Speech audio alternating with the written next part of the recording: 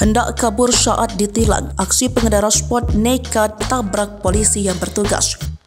Sebuah video memperlihatkan pengendara motorsport nekat menabrak polisi yang sedang bertugas viral di media sosial. Pengendara motorsport tersebut menabrak anggota polisi saat melakukan razia di Simpang 4 Durian 2, Durian 3, Tanjung Redep, Kabupaten Berau. Pengendara polisi sport tersebut nekat menabrak polisi diduga karena takut kena tilang petugas yang sedang razia. Detik-detik pengendara motorsport menabrak polisi dibagikan oleh akun Instagram Medsos. Pengendara motorsport itu terekam menabrak petugas kepolisian yang mencoba menghentikannya. Akibatnya, seorang polisi terpental akibat benturan dengan motor tersebut.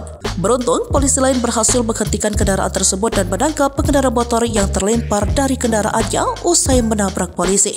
Adapun sosok polisi ditabrak oleh pengendara motorsport itu adalah Kasat Lantas Polres Berau, AKP Mulyadi. Akibat insiden itu, AKP Mulyadi mengalami cedera di kaki tangan. Saat ini AKP Mulyadi sudah aman dan telah menjalani visum. Sementara itu, pemuda yang nekat menabrak AKP Mulyadi bernama Rahman.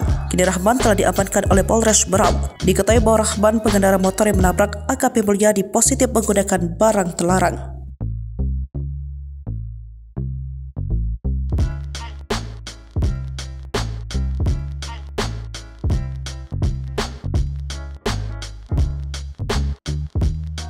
Download Tribun X sekarang, menghadirkan lokal menjadi Indonesia.